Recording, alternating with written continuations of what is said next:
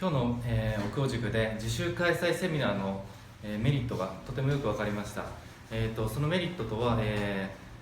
その他大勢から一歩抜け出すために、自主開催セミナーで、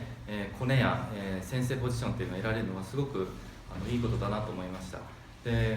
これは自分も利用したいなと思います。あと今日の奥尾塾ではものすごく細かい話がとてもボリュームいっぱいで聞けたので、今日の話だけで自主開催セミナーが開けるぐらいいろいろ学べました。